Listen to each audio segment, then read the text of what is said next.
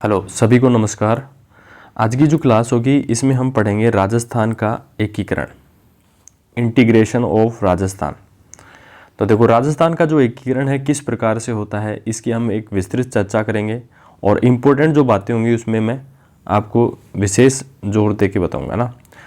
भारतीय स्वतंत्रता अधिनियम 1947 की धारा थी धारा 8।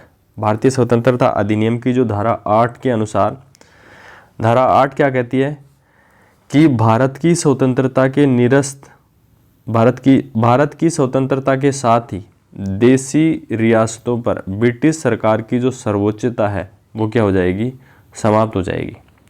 और यह सर्वोच्चता जो है पुनः किसके पास चली जाएगी, देसी रियासतों के पास ही हस्तांतरित हो जाएगी। ऐसा भारत स्वतंत्रता अधिनियम 1947 में लिखा हुआ था। देखो नियम को ध्यान रखना है, कौन सा नियम है, भारत स्वतंत्रता अधिनियम 1947। इसकी धारा 8 है। धारा 8 क्या कहती है कि भारत जैसे ही भारत की स्वतंत्रता के साथ क्या होगा कि समस्त जो देसी रियासतों पर जो ब्रिटिश सरकार की जो सर्वोच्चता है वो क्या हो जाएगी, समाप्त हो जाएगी। और ये सर्वोच्चता पुनः किसके पास चली जाएगी, देसी रियासतों के पास स्थानांतरित हो जाएगी। ऐसा भारत स्वतंत्रता अधिनियम 1947 की धारा 8 में लिखा था।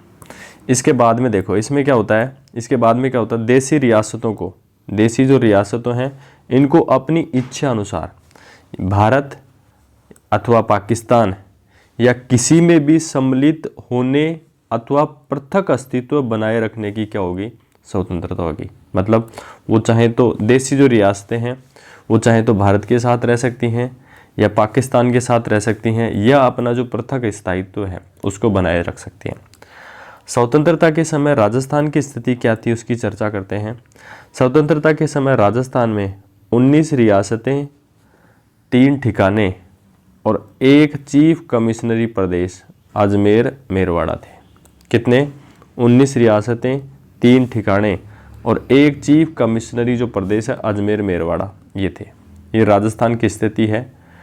देखो 19 + 3 + 1, ये याद रखना। 19 रियासतें, 3 ठिकाने, एक कमिश्नरी प्रदेश, ये राजस्थान की स्थिति है स्वतंत्रता के समय। अब क्या होता है कि 5 जुलाई 1947 को, डेट को विशेष ध्यान रखना, 5 जुलाई 1947। देखो ये किसी का बर्थडे हो सकता है। 7 जुलाई धोनी का बर्थडे है, 7 जुलाई, तो उसमें 2 दिन कम कर लेना। 5 जुलाई 1947 को क्या होता है, सरदार पटेल के द्वारा क्या होता है, एक रियासती विभाग का गठन किया जाता है।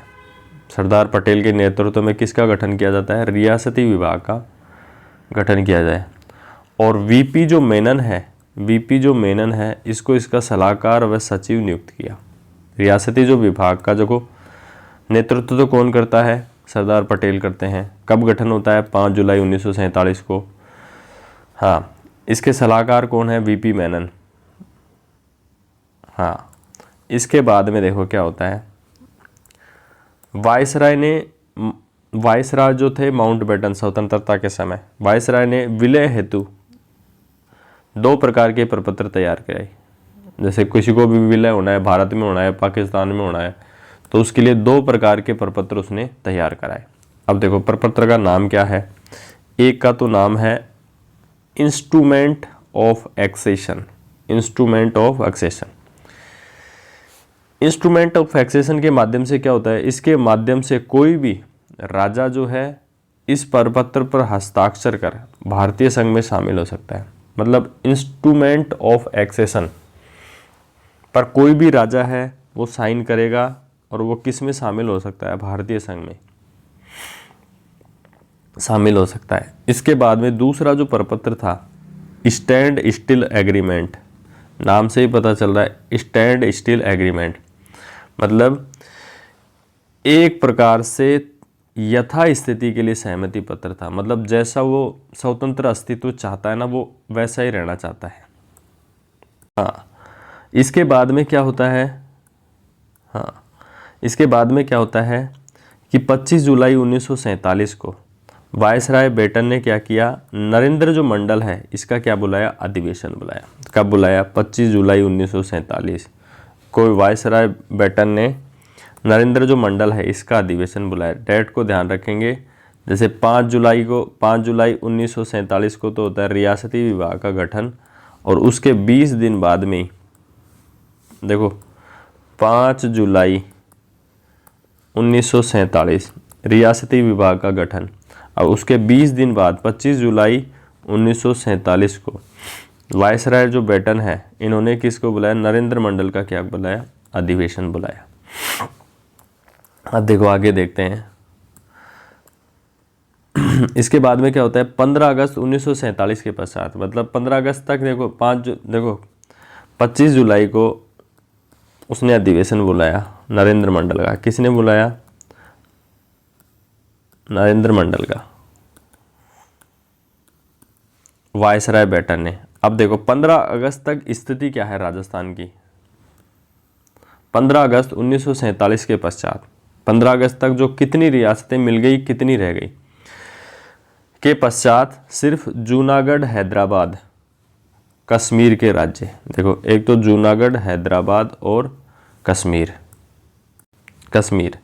मतलब जो मोमडन्स जो बाहुल्य इलाके हैं ना, जैसे जूनागढ़ हो गया, हैदराबाद हो गया और कश्मीर हो गए, के राज्य पुर्तगाल के राज्य, एक तो 3 तो ये राज्य हो गए, इसके अलावा पुर्तगाली जो फ्रांसीसी जो उपनिवेश था ना, जहाँ पे जैसे गोवा हो गया, जहाँ पे पुर्तगालियों का क्या था, उपनिवेश था, का भारत में सम्मिलित होना शेष था। मतलब इन्हीं का भारत में सम्मिलित होना शेष था। बाकी सभी रियासतों ने विलय पत्र पर क्या कर दिया, हस्ताक्षर कर दिया। देखो सीधी सी बात है, 15 अगस्त 1947 तक स्थिति क्या है, जूनागढ़, हैदराबाद और कश्मीर, 3 तो ये, और पुर्तगाली और फ्रांसीसी के जो उपनिवेश हैं उनका सम्मिलित होना शेष था। बाकी सभी रियासतों ने क्या कर दिया, विलय पत्र पर क्या कर दिया, हस्ताक्षर कर दिए। तो ये हो गया। अब इसके बाद में क्या होगा, अपन राजस्थान की बात कर रहे हैं केवल। हाँ, इसके बाद में क्या होता है, 7 अगस्त 1947 को सबसे पहले कह सकते हैं के हिसाब से बीकानेर के महाराजा हैं शार्दुल सिंह ने सम्मिलित पत्र, डॉक्यूमेंट ऑफ एक्सेशन पर क्या कर दिए, हस्ताक्षर कर दिए। 7 अगस्त को करते हैं कौन, शार्दुल सिंह। 7 अगस्त को करते हैं शार्दुल सिंह जो बीकानेर के महाराजा हैं, इन्होंने एक्सेशन पे हस्ताक्षर कर दिए। इसके बाद में क्या होता है, 14 अगस्त 1947 को धौलपुर के नरेश होते हैं उदयभान सिंह। धौलपुर के नरेश उदयभान सिंह ने क्या कर दिया, मिलाप पत्र पर हस्ताक्षर करने वाले कौन थे, अंतिम शासक थे। मतलब राजस्थान की जो जितना भी बड़ा राजस्थान है, सबसे पहले तो 7 अगस्त को तो किए, 7 अगस्त 1947 को तो किए किसने, शार्दुल सिंह ने। और 14 अगस्त को, तो 14 अगस्त 1947 को, मतलब 15 अगस्त से एक दिन पहले जो धौलपुर के जो नरेश है उदयभान सिंह ने क्या कर दिया, मिलाप जो पत्र है ना, इस पे हस्ताक्षर कर दिए। चलते हैं नेक्स्ट आगे। इसके बाद में देखो क्या होता है,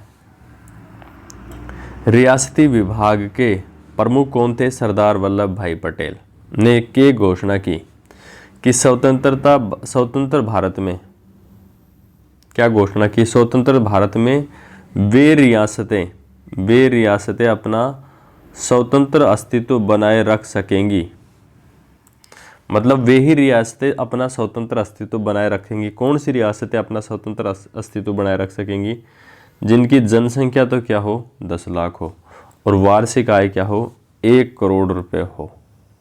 वो क्या कर सकती हैं, अपना स्वतंत्र अस्तित्व बनाए रख सकती है। संघ बनाने का प्रयास, अब कौन कौन सी जो रियासतें हैं वो संघ बनाने का प्रयास करती हैं। देखो इसमें है, राजस्थान की रियासतों को एक संघ के रूप में संगठित करने का जो कार्य है वो सर्वप्रथम किसने किया, कोटा महारावल भीम सिंह ने किया।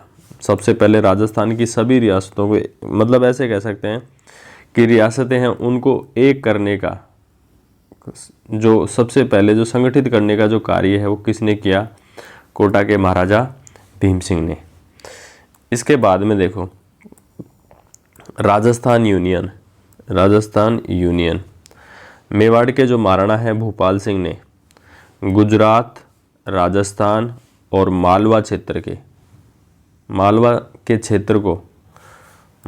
क्षेत्र को मिलाकर एक बड़ा संघ बनाने के उद्देश्य से 25-26 जून 1947 को उदयपुर में क्या किया, राजाओं का एक सम्मेलन आयोजित किया। देखो दोबारा से देख लेते हैं। राजस्थान यूनियन, बीकानेर के जो महाराणा थे भूपाल सिंह ने क्या किया, गुजरात, राजस्थान, मालवा के क्षेत्रों को मिलाकर एक बड़ा यूनियन बनाने के उद्देश्य से क्या किया, 25-26 जून 1947 को उदयपुर में राजाओं का एक सम्मेलन आयोजित किया। एक क्या किया, सम्मेलन आयोजित किया। इस सम्मेलन में देखो इसमें क्या होता है, भूपाल सिंह ने जो है ना, भूपाल सिंह ने के.एम. जो मुंशी है इसको अपना संवैधानिक जो सलाहकार है वो नियुक्त किया।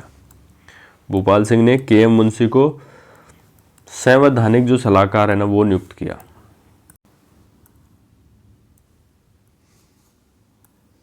हाँ, इसके बाद में देखो राजस्थान यूनियन बनाने का प्रयास किसने किया, महाराणा जो भूपाल सिंह है ना, इसने क्या किया, गुजरात, राजस्थान, मालवा क्षेत्र के एक बड़ा यूनियन बनाने के लिए 25-26 जून 1946 को उदयपुर में क्या किया, एक बड़ा सम्मेलन आयोजित किया। इसके लिए उन्होंने क्या किया, जो के.एम. जो मुंशी है ना उनको अपना संवैधानिक जो सलाहकार है ना वो नियुक्त किया। के.एम. जो मुंशी है उनको अपना संवैधानिक सलाहकार नियुक्त किया। इसके बाद में कोटा के जो महाराजा है भीम सिंह, इन्होंने हाड़ौती संघ बनाने का क्या किया, प्रयास किया। हाड़ौती संघ बनाने का प्रयास किया। अब देखो आगे चलते हैं, आगे देखो क्या होता है। हाँ, डूंगरपुर के जो महारावल है लक्ष्मण सिंह ने, डूंगरपुर के जो महाराजा हैं कह सकते हैं, डूंगरपुर के जो महाराजा है ना, डूंगरपुर के महाराजा कौन है, लक्ष्मण सिंह। इन्होंने क्या करने का कोशिश की, इन्होंने बागड़ संघ बनाने का प्रयास किया। तो ये तो है एकीकरण से पहले के किन ने क्या क्या प्रयास किए। अब हम बात करते हैं रियासतों का एकीकरण। राजस्थान में जितनी भी रियासतें हैं, जो राजस्थान का वर्तमान स्वरूप देखने को मिलता है वो इन रियासतों के एकीकरण से मिलता है। तो देखो रियासतों का जो एकीकरण है वो 7 चरणों में संपन्न होता है। अब 7 चरण में देखो, जो 7 चरण हैं, देखो एक बार पूरी बात को देखते हैं ना। रियासतों का जो एकीकरण है वो 7 चरणों में संपन्न होता है, जो 1948 से लेकर 56 तक चलता है। इसमें हम क्या करते हैं, 19 रियासतें, 3 ठिकाने और 1 चीफ कमिश्नरी जो क्षेत्र है इसका विलय किया जाता है। नेक्स्ट देखते हैं एकीकरण के विभिन्न चरण। सबसे पहले एकीकरण के विभिन्न चरणों में अपन बात करते हैं प्रथम चरण की, जिसको हमने नाम दिया है मत्स्य संघ। मत्स्य संघ का जो गठन है वो कब किया गया, 18 मार्च 1948। 18 मार्च 1948 को मत्स्य संघ का क्या किया गया, गठन किया गया। अब देखो मत्स्य संघ में देखते हैं 18 मार्च 1948। देखो मत्स्य संघ का जो क्षेत्रफल है वो कितना है, 12,000 किलोमीटर। जनसंख्या कितनी है, 18 लाख है। वार्षिक आय कितनी है, 1.84 करोड़। तो ऐसे पूछा जा सकता है कि मत्स्य संघ की जो वर्ग क्षेत्रफल कितना था, 12,000 वर्ग किलोमीटर, जनसंख्या 18 लाख, आय 1.84 करोड़। तो देखो जनसंख्या 10 लाख से ऊपर है, 1 करोड़ से ज़्यादा की आमदनी है। तो ये मत्स्य संघ का 18 मार्च 1948 को गठन किया जाता है। इसमें देखो कौन कौन क्या होता है, इसमें प्रमुख महारावल कौन कौन से हैं। देखो अलवर से तेज सिंह, देखो अलवर के आदमी क्या होते हैं, तेज होते हैं, तेज सिंह। तो यहाँ से हो गया तेज सिंह। इसके बाद में भय से भरतपुर से कौन था, ब्रजेंद्र सिंह। भरतपुर से विजेंद्र सिंह। और धौलपुर से थे उदयभान सिंह। और करौली से गणेश पाल। देखो करौली में है ना गणेश जी का जो बहुत विशाल मंदिर है, करौली में गणेश जी का बहुत विशाल मंदिर है। तो ऐसे याद रख लेना करौली में गणेश पाल, और लास्ट में नीमराणा में राजा राजेंद्र सिंह नीमराणा होते हैं। तो दोबारा देख लेते हैं। अलवर से तेज सिंह, भरतपुर से ब्रजेंद्र सिंह, धौलपुर से उदयभान सिंह और करौली से गणेश पाल सिंह। ये प्रमुख महारावल होते हैं। और नीमराणा से राजा राजेंद्र सिंह, ये मत्स्य संघ के प्रमुख महारावल थे। अब देखो एकीकरण में क्या क्या बाधाएं आई, मत्स्य संघ के एकीकरण में क्या क्या बाधाएं आई। एकीकरण में बाधाएं, सबसे पहले बात करते हैं अलवर व भरतपुर में मेव जो जाति था, मेव जाति द्वारा आतंक फैलाया जाना। सबसे पहली प्रमुख जो बाधा थी कि अलवर जो भरतपुर है इसमें मेव जाति के द्वारा क्या फैलाया गया, आतंक फैलाया गया, जो एकीकरण में पहली बाधा थी। इसके बाद में क्या होता है, 30 जनवरी 1948 को, हाँ जी, तो 30 जनवरी 1948 को गांधी जी की हत्या में अलवर जो नरेश है तेज सिंह और उनके जो प्रधानमंत्री हैं कौन है, एन.वी. खरे का हाथ होने का संदेह किया गया। मतलब 30 जनवरी आप सबको पता है गांधी जी की हत्या हो गई, तो इसमें है ना अलवर के जो नरेश है तेज सिंह और उनके जो प्रधानमंत्री है एन.वी. खरे का हाथ होने का क्या किया गया, संदेह किया गया। इन चारों शासकों को क्या कर लिया गया, दिल्ली आमंत्रित किया गया। इन चारों शासकों को क्या किया गया, दिल्ली आमंत्रित किया गया। इसके बाद क्या होता है, 28 फरवरी को इन शासकों द्वारा क्या कर दिया जाता है, सहमति जो पत्र है ना उस पे हस्ताक्षर कर दिए। इन शासकों ने सहमति पत्र पे हस्ताक्षर कब किए, 28 फरवरी 1948 को। और के.एम. मुंशी की सलाह पे, देखो बहुत अच्छी बात बोली यहाँ पे, इम्पोर्टेंट जो बात है ना वो ये है, के.एम. मुंशी की सलाह पर इसका जो नाम है ना, ये जो नाम है देखो के.एम. मुंशी की सलाह पर इसका जो नाम है वो नाम रखा गया मत्स्य संघ। इसका नाम क्या रखा गया, मत्स्य संघ। के.एम. मुंशी की सलाह पे रखा गया, के.एम. मुंशी की सलाह पर इसका जो नाम है वो मत्स्य संघ रखा गया। अब मत्स्य संघ में देखो क्या क्या था, मत्स्य संघ में था अलवर, भरतपुर, धौलपुर और वह करौली, 3-4 तो ये हो गए। और एक जो है ना, 4 रियासतें और नीमराणा ठिकाने को मिलाकर मत्स्य संघ का क्या किया गया, निर्माण किया गया। तो देखो सीधी सी बात है, मत्स्य संघ में करौली, भरतपुर, धौलपुर, 4 तो रियासतें और एक नीमराणा जो ठिकाना है इसको मिलाकर मत्स्य जो संघ है इसका निर्माण किया गया। इसका जो उद्घाटन है ना एन.वी. गाडविल, इसका जो मत्स्य संघ का जो उद्घाटन है किसने किया, एन.वी. गाडविल ने किया। और कहाँ किया, लोहागढ़ दुर्ग भरतपुर में किया। कहाँ पे किया, लोहागढ़ दुर्ग भरतपुर में मत्स्य संघ का उद्घाटन किया एन.वी. गाडविल के द्वारा। अब देखो मत्स्य संघ में देखो कौन क्या बनता है, देखो तेज सिंह को तो वहाँ पे गांधी जी की शक के चक्कर, देखो उसमें चक्कर में हाथ धोना पड़ गया। तो देखो राजधानी थी अलवर, राज प्रमुख बनाया गया उदयभान सिंह धौलपुर को। उदयभान सिंह जो धौलपुर के शासक है उनको बनाया गया राज प्रमुख। उपराज प्रमुख बनाया करौली के, जिसका नाम करौली के शासक है गणेश पाल। देखो भरतपुर और अलवर भरतपुर को शुरू के जो नाम है ना अलवर भरतपुर, इनको कुछ नहीं मिला, कहने का मतलब है ना, शुरू के जो नाम है अलवर भरतपुर। देखो राज प्रमुख तो हाँ अलवर को राजधानी बना दिया भले ही, अलवर राजधानी। इसके बाद में राज प्रमुख बने उदयभान सिंह धौलपुर, उपराज प्रमुख गणेश पाल करौली और प्रधानमंत्री जो थे वो थे शोभाराम कुमावत, अलवर प्रजामंडल के प्रमुख नेता। देखो राजधानी अलवर, राज प्रमुख उदयभान सिंह धौलपुर, उपराज प्रमुख गणेश पाल करौली और प्रधानमंत्री जो हैं शोभाराम कुमावत। देखो कुमावत ध्यान रखना है, शोभाराम कुमावत प्रधानमंत्री बहुत इंपॉर्टेंट है, शोभाराम कुमावत। हाँ तो इसके बाद में देखो इनका जो मंत्रिमंडल होता है ना, इसमें देखो गोपीलाल यादव, जुगल किशोर चतुर्वेदी, ये तो भरतपुर से थे। मंगल सिंह धौलपुर से था, भोलेनाथ अलवर से था और चिरंजी लाल शर्मा करौली से। इनके मंत्रिमंडल में कौन थे? गोपीलाल यादव, जुगल किशोर चतुर्वेदी, मंगल सिंह और भोलेनाथ और चिरंजी लाल शर्मा, ये क्या थे? इनके मंत्रिमंडल में शामिल थे। तो देखो प्रथम चरण उम्मीद करता हूँ आपको सही समझ में। अब हम बात करते हैं द्वितीय चरण की। किसकी बात करते हैं? द्वितीय चरण। द्वितीय चरण का नाम है राजस्थान संघ। द्वितीय चरण का नाम क्या है? राजस्थान संघ। राजस्थान संघ की जो स्थापना है 25 मार्च 1948। देखो 18 मार्च, 18 के बाद 7 दिन बाद 25 मार्च, नेक्स्ट आएगा 18 अप्रैल, वो हम आगे डिस्कस करेंगे ना। इसके बाद में 30 मार्च। तो ये सारी डेट आपको याद रखनी है।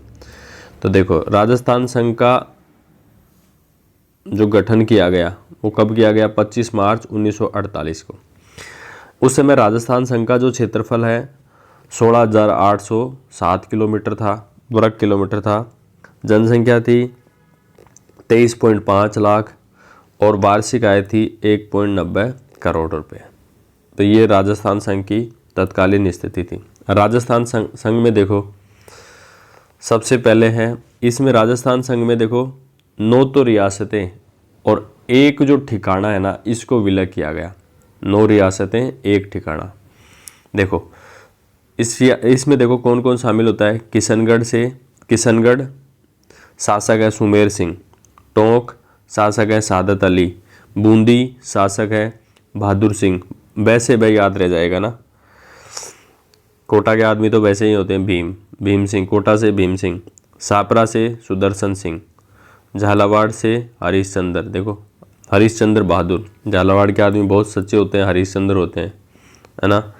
इसके बाद में झालावाड़ से हो गया हरीशचंद्र, बांसवाड़ा से हो गया चंद्रवीर सिंह, डूंगरपुर से हो गया लक्ष्मण सिंह और प्रतापगढ़ से हो गया राम सिंह।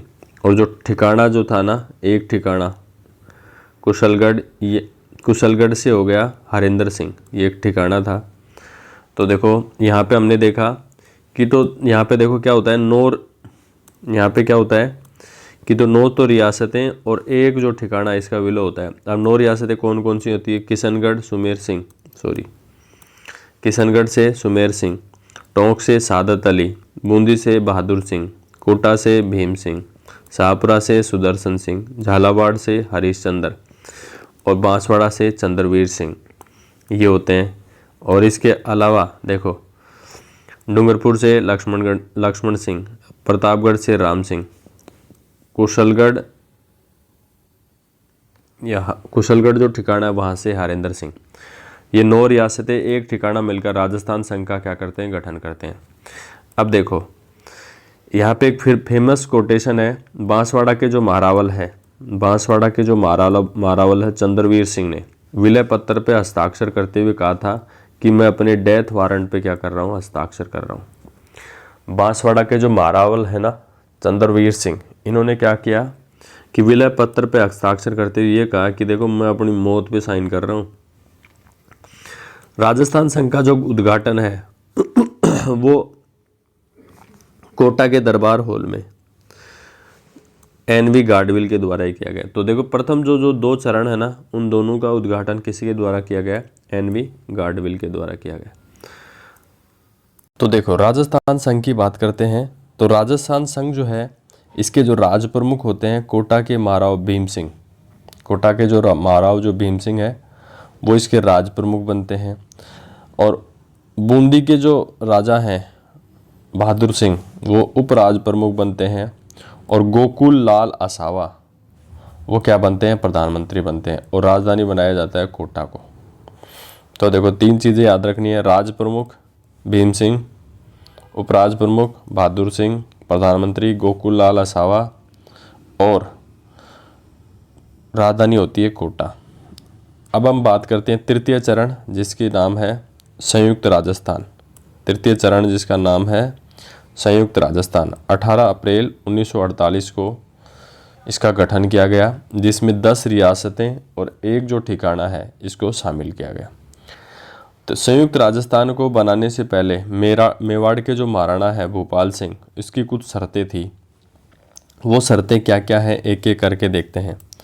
पहली शर्त थी, मेवाड़ के जो महाराणा है ना, उसको आजीवन वंशानुगत, मतलब जब तक वो जिए उसको वंशानुगत, मतलब उसके मरने के बाद में उसकी जो पीढ़ियाँ है ना, वो राज प्रमुख बनाया जाए। पहली शर्त है, मेवाड़ का जो महाराणा है ना, आजीवन वंशानुगत रहेगा, जैसे ब्रिटेन की महारानी रहती है। दूसरा है, महाराणा को 20 लाख रुपए का प्रिवी पर्स दिया जाए। महाराणा जो है ना, उसको क्या दिया जाए, 20 लाख रुपए का प्रिवी पर्स दिया जाए। तीसरा जो है, उदयपुर को संयुक्त राजस्थान संघ की राजधानी बनाया जाए। संयुक्त जो राजस्थान संघ है इसकी क्या बनाई जाए, राजधानी बनाई जाए।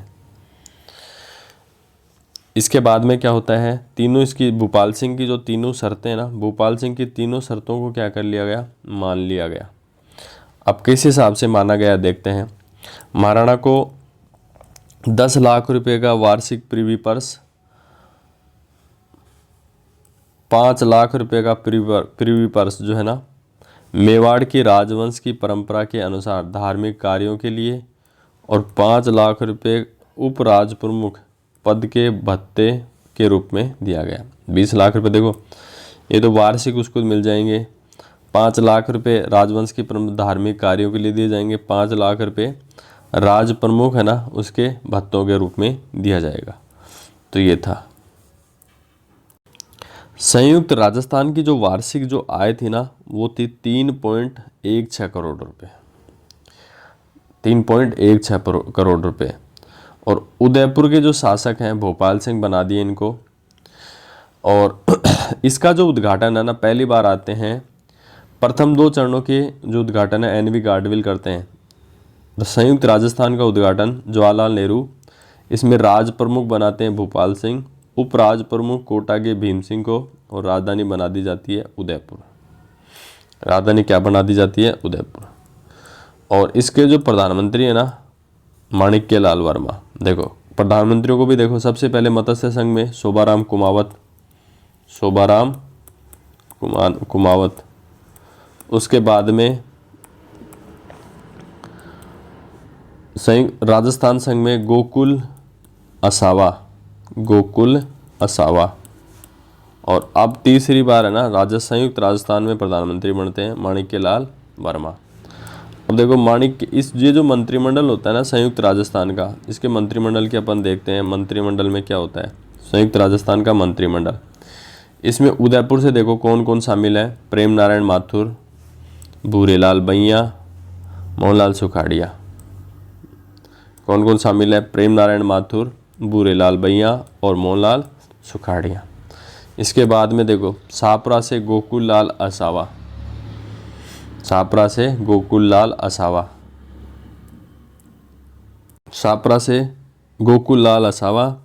डूंगरपुर से भोगीलाल पांड्या, कोटा से अभिन्न हरि और बूंदी से ब्रज सुंदर शर्मा को मंत्रिमंडल में क्या किया गया, शामिल किया गया। देखो ये जो मंत्रिमंडल है ना, ये कब तक कार्य किया, इसने 11 महीने तक कार्य किया। और यह मंत्रिमंडल जो था पूर्णतः प्रजामंडल को प्रतिनिधियों के से गठित था। ये जो मंत्रिमंडल था ये पूरी तरह से जो प्रजामंडल के जो प्रतिनिधि है ना, उनसे ही गठित किया गया था। इसके बाद में देखते हैं चतुर्थ चरण, जिसका नाम है वृहत। अब बात करते हैं चतुर्थ चरण की। चतुर्थ चरण जो है ना, इसमें राजस्थान का नाम होता है वृहत राजस्थान, जिसका नाम क्या होता है, वृहत राजस्थान। इसका गठन किया गया 30 मार्च 1949 को। इसका गठन कब किया गया, 30 मार्च 1949 को। तो देखो इसका गठन जो है किस प्रकार से किया जाता है, इसको हम देखते हैं। सबसे पहले मई 1948 को सिरोही का जो प्रबंध है वो बम्बई प्रेसिडेंसी को सौंपा गया, जबकि जैसलमेर का जो प्रशासन है ना, वो किसके हाथों में, भारत सरकार के अपने हाथों में ले रखा था। मई 1948 तक ये स्थिति थी कि सिरोही तो था बम्बई प्रेसिडेंसी के अंतर्गत, और सिरोही तो था बम्बई प्रेसिडेंसी के नीचे, और जैसलमेर का जो प्रशासन है ना, भारत सरकार ने खुद अपने हाथों में ले रखा था। इसके बाद में देखते हैं समाजवादी जो नेता है राम मनोहर लोहिया के नेतृत्व में एक राजस्थान आंदोलन समिति का क्या किया गया, गठन किया गया। मतलब राम मनोहर जो लोहिया है, इसके नेतृत्व में एक राजस्थान आंदोलन जो समिति है इसका गठन किया गया। इसमें क्या होता है, लोहिया जी ने क्या किया, अपने एक मांग पत्र में मांग की कि जयपुर, बीकानेर, जैसलमेर और मत्स्य संघ को संयुक्त राजस्थान में मिलाकर, मतलब जयपुर, बीकानेर, जैसलमेर और मत्स्य संघ को संयुक्त राजस्थान में मिलाकर वृहत राजस्थान के रूप में एक इकाई का निर्माण किया जाए। देखो जयपुर, बीकानेर, जैसलमेर, जयपुर, बीकानेर, जैसलमेर और मत्स्य संघ को संयुक्त राजस्थान में मिलाकर एक वृहत राजस्थान का एक इकाई के रूप में क्या किया जाए, निर्माण किया जाए। इसके बाद में क्या होता है, 14 जनवरी 1949 को सरदार पटेल ने उदयपुर में एक आम सभा में घोषणा की कि जोधपुर, जयपुर और बीकानेर के नरेशों ने पूर्णतः अपने राज्यों के विलय को स्वीकार कर लिया है। देखो इन्होंने क्या कहा कि सरदार पटेल, देखो 14 जनवरी 1949 को जो सरदार पटेल जी हैं उन्होंने उदयपुर में एक घोषणा की, उदयपुर की आम सभा में एक घोषणा की। क्या घोषणा की कि जोधपुर, जयपुर तथा बीकानेर के जो नरेशों ने पूर्णतः अपने जो राज्य हैं इनको विलय को स्वीकार कर लिया है। तो ये होता है। इसके बाद में देखते हैं जयपुर और जोधपुर में राजधानी विवाद। तो देखो इसके बाद में क्या होता है, जयपुर और जोधपुर में है ना राजधानी को लेकर विवाद हो जाता है। जयपुर और जोधपुर में राजधानी को लेकर क्या हो जाता है, विवाद हो जाता है। हाँ, तो सरदार पटेल ने क्या किया, सरदार पटेल द्वारा एक समिति का गठन किया गया। समिति के सदस्य कौन है, BR पटेल, HC पुरी और HP सिन्हा। देखो समिति के सदस्य कौन है, BR पटेल, HC पुरी और HP सिन्हा। तो ये समिति के सदस्य हैं जो क्या करते हैं, जयपुर और जोधपुर को में जो राजधानी को लेकर विवाद हो जाता है उसके निवारण के लिए, है ना। इसके बाद में क्या होता है, इस समिति के द्वारा जयपुर को राजधानी बनाने की सुझाव दिया गया है। इस समिति के द्वारा क्या किया गया, जयपुर को राजधानी बनाने का सुझाव दिया गया। इसके बाद में क्या होगा, इसके बाद में क्या होता है, संयुक्त राजस्थान जिसमें 10 रियासतें और एक ठिकाना था, जयपुर, जोधपुर, जैसलमेर और बीकानेर प्लस एक लावा ठिकाना, 4 रियासतें ये हैं और एक ठिकाना है। 14 रियासतें और 2 ठिकानों का क्या होता है, विलय होता है। तो संयुक्त राजस्थान में जयपुर, जोधपुर, बीकानेर एवं जैसलमेर का 30 मार्च, देखो दोबारा से देखते हैं, संयुक्त राजस्थान में जयपुर, जोधपुर, बीकानेर एवं जैसलमेर का 30 मार्च 1949 को क्या कर दिया जाता है, विलय कर भारत के उप प्रधानमंत्री सरदार पटेल द्वारा जयपुर सिटी पैलेस में क्या किया गया, उद्घाटन किया गया। कहाँ पे उद्घाटन किया गया, जयपुर सिटी पैलेस में उद्घाटन किया गया 30 मार्च 1949। बिल्कुल ध्यान रखेंगे, 30 मार्च को राजस्थान दिवस के रूप में मनाए जाने का निर्णय लिया गया। अब देखो इसमें देखो कौन किसको क्या बनाया जाता है, महाराज प्रमुख भूपाल सिंह, राज प्रमुख मानसिंह सेकंड, उपराज प्रमुख भीम सिंह और प्रधानमंत्री बनाया जाता है हीरालाल शास्त्री को। देखो महाराज प्रमुख बन गए राज प्रमुख से ये, और राज प्रमुख बना है मानसिंह सेकंड को।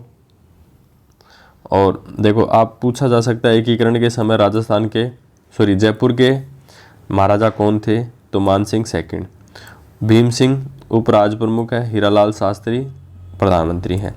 अब देखो मंत्रिमंडल जो है ना उसमें कौन क्या क्या है, सिद्धराज टड्डा जयपुर से, प्रेम नारायण माथुर उदयपुर से, भूरेलाल भैया उदयपुर से, वेदपाल त्यागी कोटा से, रघुवर दयाल गोयल बीकानेर से, फूलचंद बाफड़ा, नरसिंह कच्छावा और डॉक्टर राजा हनुवंत सिंह जोधपुर से क्या बनते हैं, मंत्रिमंडल में शामिल होते हैं। राजा जो हनुवंत सिंह है इनको देखो शासक होने के बावजूद मंत्रिमंडल में रखा गया। सिद्धराज टड्डा, प्रेम नारायण माथुर, भूरेलाल भैया, वेदपाल त्यागी कोटा से, रघुवर दयाल गोयल बीकानेर से, फूलचंद बाफड़ा, नरवर सिंह कच्छावा और हनुमंत सिंह, राजा हनुमंत सिंह जोधपुर से, ये क्या होते हैं, मंत्रिमंडल में शामिल होते हैं। इसके बाद में क्या होता है, 19 जुलाई 1948 को केंद्रीय सरकार के आदेश पर लावा ठिकाने को जयपुर राज्य में क्या कर लिया जाता है, सम्मिलित कर लिया जाता है। 19 जुलाई 1948 को क्या होता है, केंद्रीय सरकार ने आदेश दिया कि लावा जो ठिकाना है उसको जयपुर राज्य में शामिल कर लिया जाए। अब देखो, राजधानी के रूप में कौन आता है, अब जयपुर बन जाता है राजधानी, और किसकी सिफारिश पर बनता है, पी सत्यनारायण राव कमेटी की सिफारिश पर। देखो बहुत अच्छा क्वेश्चन है कि जयपुर को जो राजधानी है वो किस समिति की सिफारिश पे बनाया गया, पी सत्यनारायण समिति की सिफारिश पर। अब देखो विभागों का जो बंटवारा है किस हिसाब से किया गया, हाईकोर्ट दी गई जोधपुर में, शिक्षा विभाग बीकानेर में, खनिज में कस्टम दिया गया उदयपुर में, वन एवं सरकारी जो विभाग है ना कोटा में, और कृषि विभाग को दिया गया भरतपुर में। विभागों का बंटवारा किस प्रकार से होता है, कैसे होता है, हाईकोर्ट जोधपुर, शिक्षा विभाग बीकानेर, खनिज व कस्टम उदयपुर, वन व सहकारी कोटा, कृषि विभाग भरतपुर, ऐसे दिया गया। अब देखो शासक, देखो जैसलमेर का है जवाहर सिंह, जैसे जय, देखो इसमें भी जय है, इसमें भी जय, जैसलमेर का जवाहर सिंह, बीकानेर का है शार्दुल सिंह, जयपुर का है मानसिंह सेकंड, जोधपुर का है राव राजा हनुमंत सिंह, लावा का है वंश प्रदीप दीन। लावा जो ठिकाना है इसका शासक कौन है, वंश प्रदीप सिंह। इतना हो गया। अब देखो पंचम चरण की अपन बात करते हैं। अब देखो पंचम चरण जो है इसमें राजस्थान का जो नाम हो जाता है, पंचम चरण जो है इसमें राजस्थान का नाम होता है संयुक्त वृहत राजस्थान, जिसकी स्थापना 15 मई 1949 को, 15 मई 1949, ध्यान रखना है 15 मई 1949, संयुक्त वृहत राजस्थान पंचम चरण। हाँ, तो देखो इसमें क्या होता है, करौली, अलवर व करौली के शासकों ने राजस्थान में विलय के लिए सहमत हुए। अलवर के और करौली के जो शासक हैं वो राजस्थान में विलय के लिए क्या हो गए, सहमत हो गए, लेकिन भरतपुर व धौलपुर के जो शासक है राजस्थान में विलय के लिए सहमत नहीं हुए। भरतपुर और धौलपुर के जो शासक हैं वो राजस्थान में विलय के लिए सहमत नहीं हुए। अब देखो संयुक्त वृहत राजस्थान का जो निर्माण है वो किस हिसाब से होता है, वृहत राजस्थान जिसमें 14 रियासत 2 ठिकाने, मत्स्य संघ 4 रियासत 1 ठिकाना, तो इससे मिलता है 14 और 4 18 हो गई ना। हाँ, तो 18 रियासत और 3 ठिकाने यहाँ पे सम्मिलित हो चुके हैं संयुक्त वृहत राजस्थान में 15 मई 1949 को ना। इसके बाद में देखते हैं कि भरतपुर और धौलपुर की जनता की राय जानने के लिए एक समिति का गठन किया गया जिसका नाम है शंकर राव देव समिति। भरतपुर और धौलपुर की जनता की जो राय है उसको जानने के लिए एक समिति का गठन किया गया जिसका नाम क्या है, शंकरदेव समिति। इसके सदस्य कौन है, आर के सिद्धावा और प्रभुदयाल, इसके क्या हैं सदस्य हैं, आर के सिद्धावा और प्रभुदयाल। शंकर जो देव जो समिति है इसके सदस्य कौन हैं, आर के सिद्धावा और प्रभुदयाल, आर के सिद्धावा और प्रभुदयाल। देखो पूरा ध्यान रखेंगे, भरतपुर और धौलपुर की जो जनता की जो राय जानने के लिए किस समिति का गठन किया गया, शंकरदेव समिति का। इसके सदस्य हैं आर के सिद्धावा और प्रभुदयाल। उम्मीद करता हूँ ये समझ में आ गया। इसके बाद में देखते हैं कि समिति ने अपनी रिपोर्ट में बताया, अपनी रिपोर्ट में क्या बताया कि यहाँ की जो जनता है वो किस में मिलना चाहती है, राजस्थान में मिलना चाहती है। समिति ने अपनी रिपोर्ट में क्या बताया कि भरतपुर और धौलपुर की जो जनता है वो राजस्थान में मिलना चाहती है। राजस्थान सरकार ने शंकरदेव समिति की सिफारिश को ध्यान में रखते हुए मत्स्य संघ को भरत राजस्थान में क्या कर दिया, विलय कर दिया। शंकरदेव समिति की सिफारिश को मान लिया गया। अब देखो षष्ठम चरण की बात करते हैं, छठा चरण का नाम है छठा और चरण का नाम है राजस्थान संघ। दोबारा से राजस्थान संघ हो गया छठे चरण में, दूसरे में और छठे चरण में राजस्थान संघ नाम है। देखो इसकी जो 26 जनवरी 1950 को, 26 जनवरी 1950 देखो दिन याद रह जाएगा, 26 जिस दिन संविधान लागू हुआ उस दिन षष्ठम चरण लागू। इसमें क्या होता है, संयुक्त वृहत राजस्थान जिसमें 18 रियासतें और 3 ठिकाने शामिल हैं। साथ में इसमें सिरोही माउंट आबू का क्षेत्र है। और इसमें देखो क्या क्या होता है, संयुक्त वृहत राजस्थान, एक तो इसमें सिरोही का छठे चरण में विलय होता है, इस बात का विशेष ध्यान रखेंगे, एक रियासत ही हो गई। इसके अलावा दिलवाड़ा को छोड़कर राजस्थान संघ, दिलवाड़ा को छोड़कर सिरोही का विलय हो गया, लेकिन किसको छोड़कर, दिलवाड़ा को छोड़कर क्या बनता है, राजस्थान संघ बनता है, जिसमें 19 रियासतें और 3 ठिकाने अब आ चुके हैं। अब इसके बाद में देखो 26 जनवरी 1950 को भारत का संविधान लागू होने पर राजपूताना के इस भाग को विधिवत जो नाम है वो राजस्थान दे दिया गया। 26 जनवरी 1950 को राजस्थान को विधिवत क्या नाम दे दिया गया, राजस्थान नाम दे दिया गया। लास्ट बात करते हैं सप्तम चरण की। 7वां चरण और अंतिम चरण, इसको पुनर्गठित राजस्थान भी कह सकते हैं। ये होता है 1 नवंबर 1956 को। इसके बाद में देखो 1 नवंबर 1956 को क्या होता है, भाषाई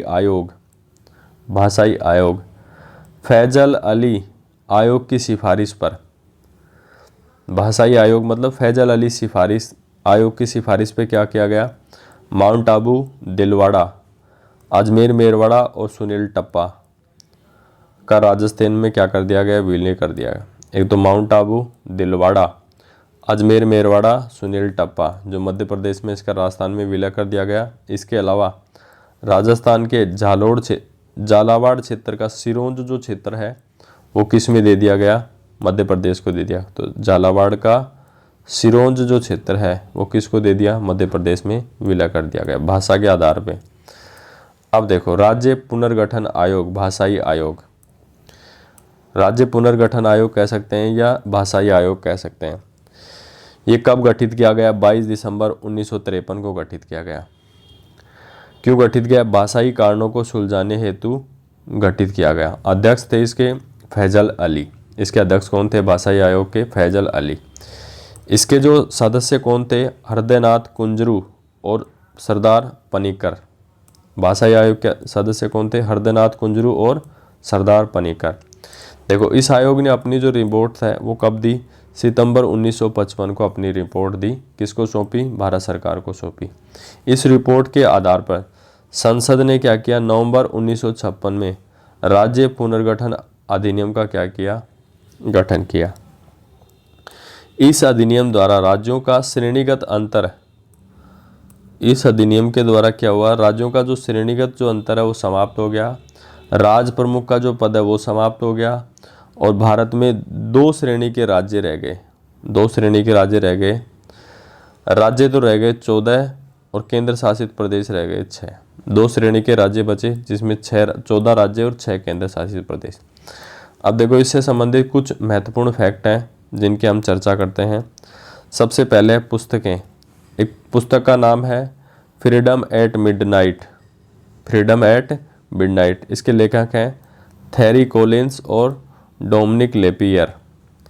दूसरी पुस्तक का नाम है the last days of British Raj, जिसके लेखक हैं Leonard Mosley. The last days of British Raj, लेखक हैं लियोनार्ड मोजले।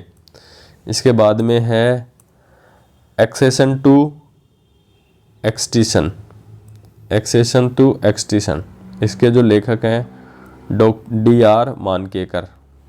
एक्सेशन टू एक्सटिंक्शन, इसके लेखक कौन है, DR मानकेकर। इसके बाद में transfer of power, next book है ट्रांसफर ऑफ पावर। इसका जो प्रकाशन है वो ब्रिटिश मुद्रणालय के द्वारा किया गया। ट्रांसफर ऑफ पावर का प्रकाशन किसके द्वारा किया गया, ब्रिटिश मुद्रणालय के द्वारा कराया गया। इसके बाद में the story of the integration of state, Indian state, ये किसके द्वारा लिखी गई है, BP Menon. The story of integration of Indian state किसके द्वारा लिखी गई है, BP मेनन के द्वारा। देखो इस एकीकरण में 8 वर्ष 7 माह और 14 दिन का समय लगा। राजस्थान का एकीकरण जो हुआ इसमें कितना समय लगा? 8 वर्ष 7 माह और 14 दिन का समय लगा। अब देखो राजस्थान की बात की जाए तो सबसे जो प्राचीन जो रियासत है वो मेवाड़ है, सबसे छोटी रियासत थी छापरा, सबसे नई रियासत है झालावाड़ और सबसे बड़ी जो रियासत है जोधपुर। और राजस्थान जो था वो 20 श्रेणी का राज्य था। स्वतंत्रता होने के बाद में राजस्थान किस श्रेणी का राज्य था? 20 श्रेणी का राज्य था। तो आज के लिए इतना ही, मिलते हैं नेक्स्ट क्लास में, तब तक के लिए नमस्कार, जय हिंद।